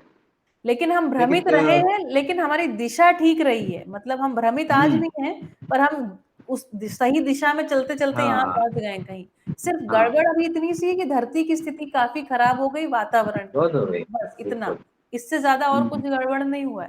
मनुष्य दिशा ठीक ही पकड़ा हुआ है, गड़बड़ थोड़ा अगर डैमेज ये नहीं हुआ तो अभी भी कोई जल्दी नहीं थी, कोई बात नहीं, थोड़ा और चल सकता है, और ये जो जिसको सतयुग बोलते हैं ना, वो ऐसा ही था कि उस समय भी ऋषियों ने ये सब, जैसे बाबा जी को दर्शन हुआ वैसे उनको भी दर्शन हुआ था, तो उन्होंने भी धरती को देखा था कि ये 5 तत्वों से बनी है, इसका संतुलन में और सिंपलिसिटी से जीने से इसकी आयु बढ़ी रहेगी, ये कमजोर नहीं हो जाएगी। जब तक धरती चलेगी तो सब लोग रहेंगे। तो इसलिए वो धरती की आयु बढ़ाने के जो 5 तत्वों का संतुलन वगैरह, यज्ञ विधि वगैरह करते थे। तो आदर्शवाद जो है ना, मुझे ऐसा लगता है वो लेटेस्ट प्रोडक्शन है। आदर्शवाद में प्रयोजन की स्पष्टता नहीं है भैया। हाँ। जैसे उसके बाद करोगे क्या, जैसे समाधि हो जाएगी फिर करोगे क्या, ये नहीं स्पष्टता है। तो प्रयोजनीयता उसमें गुम हो जाती है ना। देखिए उपयोग जो है वो मनुष्य में समाधान के स्तर पर आता है, सदुपयोग जो है परिवार के स्तर पर समृद्धि के रूप में, और प्रयोजनीयता जो है वो समाज के स्तर पर आती है, और उसी जगह से वो स्ट्रक्चर ब्रेक हो जाता है। इसलिए समाधि के आगे बाबा जी भी गए संयम, तब जाके चीजें खुली हैं उनके लिए। इसलिए समाधि और जैसे अष्टांग योग है ना, उसको हम लोग को ऐसा कहना पड़ेगा, वो अष्टांग नहीं है, वो 9 10 है। धारणा, ध्यान, समाधि, उसके बाद संयम, और संयम के बाद साक्षात्कार जो बाबा जी को हुआ। साक्षात्कार संयम की स्थिति में उससे पहले हो गया। चित्त में जब प्रश्न का उत्तर मांग रहे थे ना, जब प्रश्न पूछ रहे थे, तो चित्त की क्रिया शुरू हो गई, उसी समय साक्षात्कार हो गया। साक्षात्कार के बाद बोध के बाद अनुभव घटना घटी। उस समय जो चित्त में घट रहा था उसका जो दृष्टा, समाधि का दृष्टा कौन है, तो आशा विचार इच्छा चुप हुए हैं मन वृत्ति चित्त के स्तर पर। तो मन वृत्ति चित्त और चित्त का दृष्टा कौन है, बुद्धि दृष्टा है। तो बुद्धि साक्षी थी उनके समाधि की। तो इसलिए संयम क्रिया बुद्धि में हुई है, वहां पर बोध घटा है।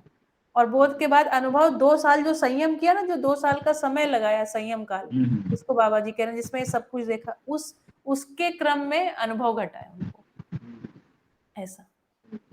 और ये जब अभी जीवन विद्या पुस्तक में जो संयम किया वो भी आ गया, कभी आने वाले आगे यही चल रहा था संयम। अभी बात करिए तो होती रहेगी बात, काफी लंबी चौड़ी बातचीत। तो अगली बार थोड़ा ये संयम क्या होता है, उसके अंदर क्या किया, उसको थोड़ा एक्सप्लोर करिएगा। हाँ, हम लोग संयम क्या होता है, क्या करना, इसको संयम किया ऐसा कह सकते हैं। हाँ, कर सकते हैं। हमने अभी अपने पास हमने सुना जी, हमने अभी संयम को शब्द रूप में सुना है।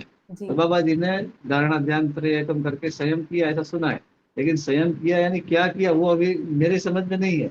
इसलिए जब भी ऐसा आए या कल आपको समय जब भी अनुकूल हो, नहीं आप पूछे, मुझे लगता है व्यक्तिगत प्रश्नों के, देखिए आपकी जिज्ञासा आप अपने स्तर से कर रहे हैं, वो हमारे माता जी पिताजी उनको कुछ समझ नहीं आएगा, हो सकता है कि मन वृत्ति चित्त बुद्धि भी जीवन परमाणु ही शायद क्लैरिटी से बैठा नहीं है। हाँ। जब वो बैठेगा तब समझ में आएगा। तो ठीक है, व्यक्तिगत प्रश्न कर सकते हैं। मुझे भी पता चलेगा कि हाँ, मतलब हम लोगों ने भी सुना है बाबा जी ने संयम किया, और तो संयम करना तो समाधि सबको मालूम भी, चलो ऐसे बैठ करके ध्यान किया तो लगे समाधि में। देखिए समाधि जब होती है ना तो प्रश्न खो जाता है। समाधि की स्थिति में प्रश्न खो जाता है, मैं हूँ इतना आभास रहता है, मैं हूँ ये बना रहता है, आभास नहीं, मैं हूँ ये बना रहता है। संयम की स्थिति में मैं हूँ और मेरा प्रश्न, उसको लेकर गए। संयम की स्थिति में मैं हूँ ये बनाए रखे और उसके साथ साथ ये प्रयास किए कि मेरा प्रश्न भी आए वहां पर। अच्छा, वो क्रिया चालू है, प्रश्न देखना, खोजना, चित्त की क्रिया को चालू किया। संयम क्रिया क्या है, समाधि में आशा विचार इच्छा चुप हो गए, मतलब शांत हो गए। शांत हो गए मतलब क्या, परावर्तन प्रत्यावर्तन की जो ट्रांजैक्शन है ना, एक दूसरे से जो कम्युनिकेशन है वो खत्म हो गया, वो उस समय ब्लॉक हो गया या स्विच ऑफ हो गया। ऐसा कुछ उसमें जो परमाणु अंश घूम रहा है वो वैसे ही घूम रहे हैं, तो ट्रांजैक्शन नहीं हो रहा है, कम्युनिकेशन खत्म हो गया। जो मन है वो ब्रेन को उस समय संचालित नहीं कर रहा है, मन हट गया, तो ये सारे ट्रांजैक्शन खत्म हो गए। आपस में कोई एक दूसरे से बातचीत नहीं कर रहा है, ना मन मेधस से बात कर रहा है, ना मन वृत्ति से बात कर रहा है, ये सब नहीं घट रहा है। ठीक, चित्त की क्रिया भी शून्य हो गई वहां पर। प्रश्न सिर्फ क्या बता रहा, मैं हूँ, फुल स्टॉप, इतना ही। प्रश्न खो गया। अब जब प्रश्न ही नहीं, उत्तर क्या मिलेगा? सही है। इसलिए उत्तर नहीं मिला, इसलिए बाबा जी को अब लगा अब संयम करना पड़ेगा। और समाधि हुआ कि नहीं हुआ, ये क्या हुआ पता नहीं चला।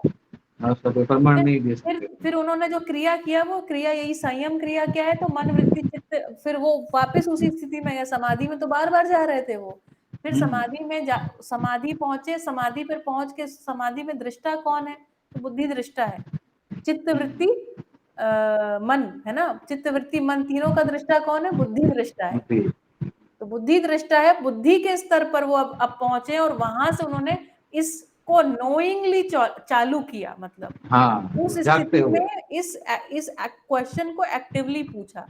तो वो बताते हैं एक्टिवली जब पूछा तो चित्त में ना, चित्त की खूबी क्या है कि वहां डुअलिटी है। जैसे दिन बोलोगे तो रात अपने आप आ जाएगा, सुख बोलोगे तो दुख अपने आप आ जाएगा। तो धड़ धड़ चित्त के साथ वृत्ति, वृत्ति के साथ मन, ये तीनों स्तर पर वो क्रिया चालू हो गई। मतलब चित्रण के साथ विचार बनने लग गया, ऐसा हुआ। तो ये संयम क्रिया, इसके कारण क्या हो, इसमें बाबा जी कहते हैं पहले हमको लगा कर्णनाद हो गया, क्योंकि सबसे पहले क्या हुआ, चित्त सारे रैंडम जितने चित्र थे वो सब खुल गए। तो इसलिए बाबा जी कहते हैं हमको लगा कर्णनाद हो गया, क्योंकि बहुत तरीके की ध्वनियां सुनाई लगने लगी। लेकिन फिर वो 2 साल जब किया कि धीरे धीरे उसको साध लिए, उसमें से स्वयं को साध लिए, इन द सेंस उसके दृष्टा बने रहे, फिर सही चीजें सही क्रम से घटनाएं घटने लग गई। उस काल में इन्होंने पूरा स्टडी किया है।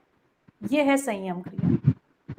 संयम क्रिया 2 घटनाएं और हो रही हैं जो धारणा ध्यान समाधि त्रयम एकत्रितवाद संयमा जो लिखा हुआ है ना, इसका ये भी मतलब है जूम इन और जूम आउट। इसको आप साधारण भाषा में समझिए। बाबा जी जूम इन कर रहे हैं, उन्होंने जब कहा है ना हमने परमाणु को देखा है, अंश तक देखा है, और जूम आउट किया तो हमने पूरे धरती तक को देख लिया, पूरे व्यापक को भी देखा है। This is zooming in and zooming out, ये सेम है धारणा ध्यान। तो उन्होंने व्यापक में जो संयम किया ना, जो उन्होंने अपनी धारणा बनाई वो व्यापक पर करी, है ना। तो जब व्यापक में ऐसा किया, तो व्यापक में जूम इन जूम आउट कर लिया, तो क्लियरली उन्हें दिखेगा क्या वस्तु, क्या वही वस्तु दिख गई। इस प्रकार से उन्हें पूरा अस्तित्व स्पष्ट हो गया। उन्होंने रैंडमली नहीं किया, वो कहीं बोलते नहीं, पर वो रैंडमली नहीं, वो बहुत थॉटफुल एक्शन है। वो समाधि में एकदम जागृति पूर्वक अपने प्रश्नों को और अस्तित्व को देखा, अपनी चॉइस के अनुसार, मतलब प्रश्न को ले गए। पहली बार जब जिस नॉर्मल विधि से गए तो समाधि में प्रश्न खत्म हो गए, इसीलिए उन्होंने इस विधि को रिजेक्ट कर दिया। शांति मिल गई और कुछ हासिल नहीं हुआ। नहीं, जब जो आदर्शवाद की विधि है ना, उसमें जो क्रियाकलाप है वो समाधि तक है, बस वहाँ शांति हो जाएगी। बस नहीं मतलब शांति नहीं हो जाएगी, आप एकदम इनएक्टिव हो जाओगे, तटस्थ हो जाओगे। तो तटस्थता में तो कोई कार्यक्रम नहीं है, तो तटस्थता नहीं चाहिए। सुख दुख से, जिसको कह रहा है सुख दुख से परे नहीं होना है, सुख दुख से परे नहीं होना है, जानना है उसको, सुखी होना है, सुखी होना है ना। तो बाबा जी ने क्या कहा, हमें कहाँ अनुभव तक की हमारी याद है, सुख शांति संतोष आनंद परमानंद, इतनी यात्रा है, और परमानंद तक स्थिति तक पहुंच सकते हैं। इसको बाबा जी कह रहे हैं क्रियापूर्णता, इसका नाम क्रियापूर्णता। अभी हमारे आदर्शवाद में कह रहे हैं सुख दुख से जो परे है, निराभिमानी है, उसी को हमने हाईएस्ट मान लिया। ऐसा नहीं होना है, तटस्थता नहीं कार्यक्रम है ना, प्रयोजनशीलता है ना, उसमें व्यवस्था में भागीदारी कार्यक्रम है। ये बाबा जी निकाल, ये बहुत बड़ा अनुसंधान है मेरे, बहुत बड़ा अनुसंधान है, क्योंकि इसी से सृष्टि का सबका कल्याण हो सकता है। बाकी तो वो एक आनंद का कार्यक्रम हो जाएगा। तो आनंद तो प्रकृति में वैसे ही है। आनंद जो है ना, वो भी देखिए चित्त में क्या घट रहा है। समाधि की स्थिति, जिन लोगों को समाधि हो जाती है ना, उनके सही और गलत दोनों प्रकार के चित्रण शून्य हो जाते हैं। बाबा जी कह रहे हैं सही को करना है, गलत को हटाना है। इसलिए बाबा जी ने क्या सूत्र दिया, स्वधन स्वनारी स्वपुरुष दयापूर्ण कार्य व्यवहार। सही को करना है, सही को बनाए रखना है, आगे ले जाना है। इसका नाम बाबा जी ने कहा मानव परंपरा को स्टैब्लिश करना। इसलिए सब कार्यक्रम निकल के आ गया, क्योंकि उनका प्रश्न बहुत सटीक है। बिल्कुल, ये बात है यहाँ पर। और सही प्रश्न का सही जवाब भी उनको मिला। अस्तित्व में, समाधान अस्तित्व में है ही, है ना। क्या चाहिए, तो जिज्ञासु और पात्रता, दो ही चीज है। सही बात है ना, दोनों चीज। बहुत बहुत आपको एक अपना समय देके ये कर रहे हैं, अच्छा लग रहा है। और ये 1 साल तक चलाएंगे आप? ऐसा संकल्प तो है मेरी। 200 क्लासेस का हमने संकल्प किया है, 200 क्लासेस साल भर में हो जाएंगी। बहुत अच्छा, बहुत अच्छा, है ना। और ये हम लोग कभी वहाँ रहते हैं तो पूरे दिन काम में रहते हैं, रात को आए तो फिर खाना खा के सो जाए, या ऐसे ही टाइम पास करें मोबाइल में, क्योंकि एंटरटेनमेंट के लिए। इसके बदले रोज 1 घंटा ये चलेगा, 1 साल में तो हम लोग का बहुत हो जाएगा। बाबा जी हमारा ने एक अध्ययन बात आपसे हो जाएगा।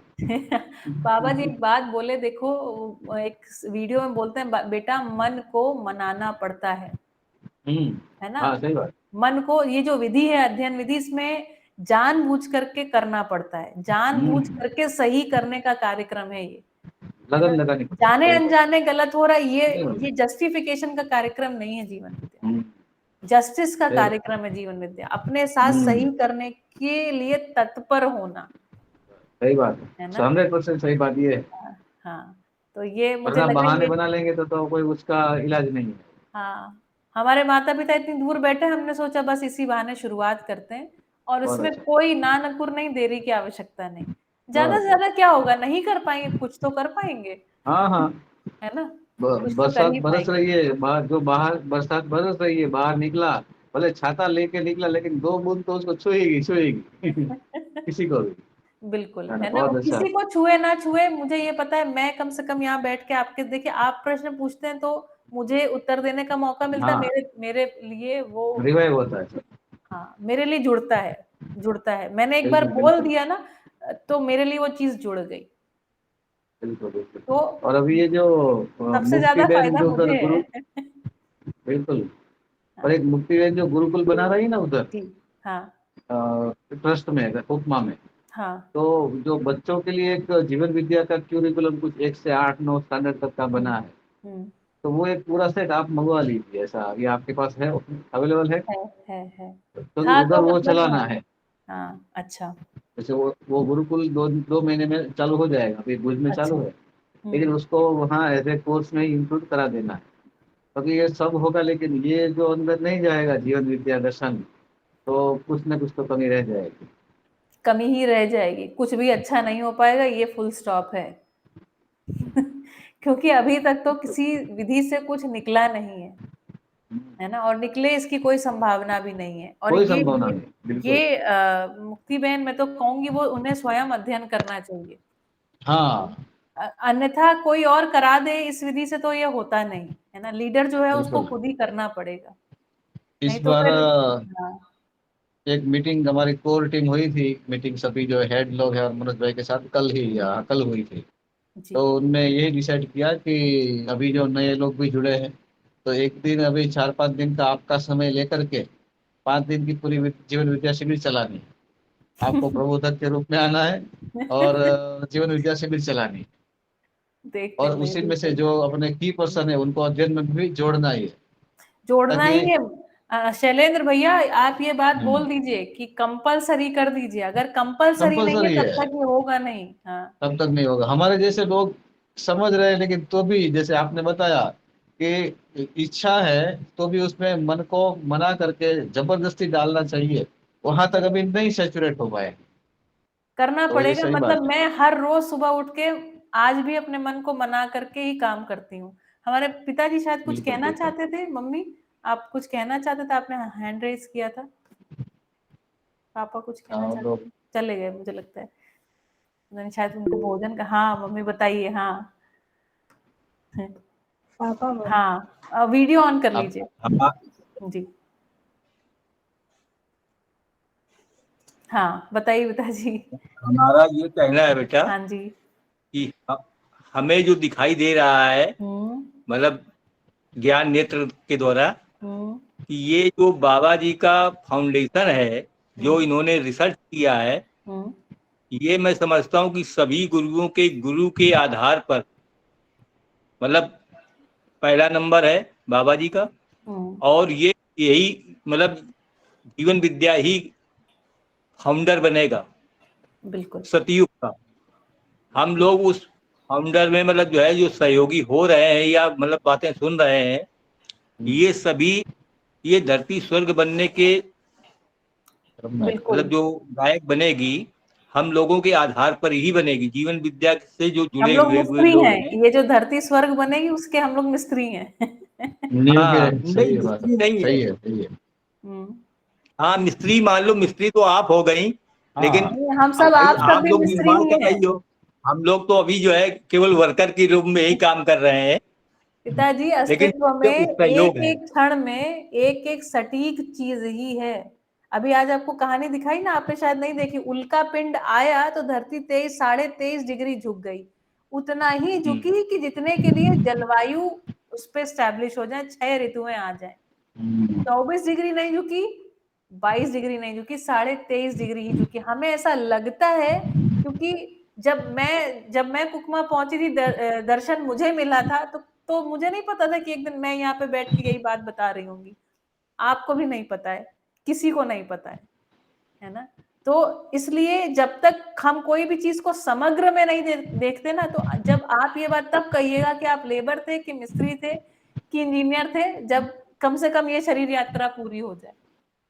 ये अंतर मन में मेरे मतलब जो है जिज्ञासा उठी कि ये बात मुझे ऐसा प्रतीत हो रहा है कि ऐसा ही मतलब जो है ये हो रहा है, ऐसा है, बिल्कुल है, ही है। क्योंकि जितने भी धर्मगुरु आए उनके समझाने का जो क्रम रहा वो हमेशा मानव के लिए अधूरा ही रहा, जिसमें तृप्त नहीं हो पाया, न तर्क विधि से और न आस्था विधि से। आस्था विधि से केवल धर्म को साधा गया, दिशा को मतलब ठीक दिशा में मानव चल सके, इतनी सी बात केवल बताई गई, लेकिन दशा में कोई परिवर्तन नहीं हुआ, दशा चेंज नहीं हुई, कंडीशन में कोई अंतर नहीं आया। इसमें क्या है कि इस लाइन पे चलने पे या इस मार्ग में चलने से दशा में चेंज आएगा, बिल्कुल हमारी दिशा और दशा दोनों ही बदलेंगी, बिल्कुल, और वही उसका मतलब यह फाउंडेशन बनेगा सतयुग का। बिल्कुल बिल्कुल। जब मानवीय आचरण के आधार पर इंसान जीने लगेगा तो एक दूसरे के प्रति जो है उसके अंदर सद्भावना बढ़ेगी ही बढ़ेगी, उसका मूल कारण ही यही होगा। बिल्कुल ऐसा मुझे ऐसा प्रतीत होता है। भाई देखिए, कहाँ शैलेंद्र भाई, कहाँ रमेश भाई, कहाँ छोटेलाल भाई, ये जितनी भी आत्माएं मिल रही हैं, इनका मिलन कभी किसी जीवन में हुआ है, और होने के साथ साथ उनकी जो कनेक्टिंग कंडीशन चल रही है, वो कनेक्टिंग कंडीशन इसलिए है क्योंकि ये सब साथ में एक साथ ये मिल करके पूरी मतलब बिल्डिंग को बनाएंगे, बिल्डिंग के बनने में सहयोगी बनेंगे, ये कहने का भाव है। 100% इसमें कोई दो राय नहीं, और हम सभी सह अस्तित्व में हैं, इसका यही मतलब है, एक के बिना दूसरा नहीं, एक के बिना दूसरा नहीं। और ये बात जब हम ब्रह्मा कुमारी जो पहले गए थे तो ये नहीं कहा यार 21वीं सदी आने वाली है, हाँ। दादा लेखराज ने ये बात कही थी, तो उसमें ये बात इसलिए मैं कनेक्ट कर रहा हूं कि जो ज्ञान अधूरा रहता था वो तर्क और तृप्ति के आधार पर यहाँ तक पहुंचा है। निश्चित रूप से उसके फाउंडर जो है बाबा जी होंगे, और उसके लिए हम लोग भी सहयोगी के रूप में होंगे, है ना। बिल्कुल है, बिल्कुल है। अस्तित्व विधि से, नियति विधि से अगर हम यहाँ पर हैं तो हमारा अवश्य कोई प्रयोजन है, इतना तो स्वीकार करना ही चाहिए।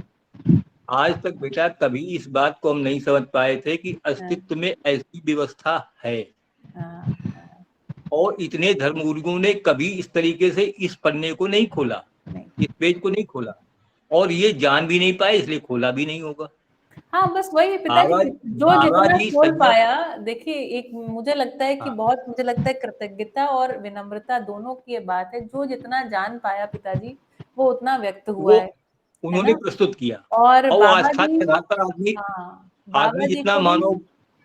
बिल्कुल।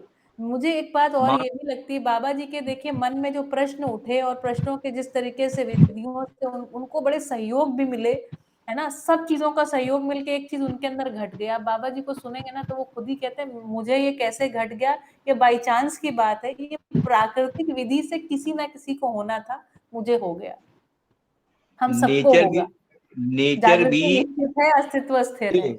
नेचर भी किसी व्यक्ति को ऐसे डायरेक्टर नहीं बना देता है, नेचर के अनुरूप खरा उतरना पड़ेगा, वही व्यक्ति डायरेक्टर होगा।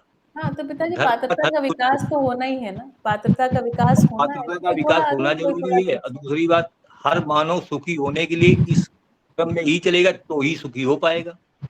हाँ, समाधान नहीं है तो सुखी है नहीं वो, ऐसा ही है स्थिति हमको जो दिखाई दे रही है। इसलिए हम लोग जो है सतयुग के फाउंडर में काम कर रहे हैं, ये अच्छी बात है। ये अच्छी बात है, इसमें आपके घरों के। जी भैया, हाँ बोलिए। इसमें एक खुशी की बात बताऊं मैं, जैसे बाबूजी बोले, सबसे पहले जी तो आपके माता पिता को ये कहना चाहूंगा कि आप लोग सद्भाग्यशाली या ऐसे उच्च जीवन की आत्मा है कि जिन्होंने शालिनी बेन जैसी एक इस धरती को देवी दी है, और उनके माध्यम से अनेक लोगों को जीवन जागृति मिलने वाली है। सही है। और दूसरा बिल्कुल। कि हम सब भाग्यशाली है कि इस धरती पे अभी तो कलयुग चल रहा है, उसमें बाबा जी को दर्शन प्राप्त हुआ। जो हमारी शरीर यात्रा चल रही हमारे काल में ही हुआ, अगर आगे पीछे जन्म ले लेते तो ये जाता। इसके बदले हम भी उसी समय पैदा हुए हैं और इसी जीवन यात्रा में हम इससे जुड़ गए, चाहे जितना समझे ना समझे, लेकिन जुड़ गए ना। तो वो जो बोलते हैं ना कि जागृति पथ पे पहला कदम हम लोगों ने रख दिया, तब जागना निश्चित है। तो इस शरीर यात्रा, अगली शरीर यात्रा करते कराते एक दिन पूर्ण बोध तक तो पहुंचेंगे। अपना ये रास्ता क्लियर होगा, वही सद्भाग्य की बात।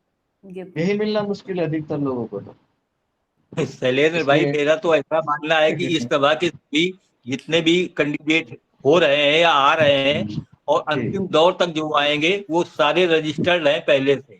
बिल्कुल बिल्कुल, वही आत्माएं हैं, जीवन है जो इस लाइन में थी पहले, वही फिर से आई और आगे तक वही रहेगी, और वो दूसरों को जोड़ते जाएंगे। एक जागा हुआ सबको जगाएगा। बिल्कुल बिल्कुल बिल्कुल। बहुत बहुत धन्यवाद। साथ चलना है, बढ़िया।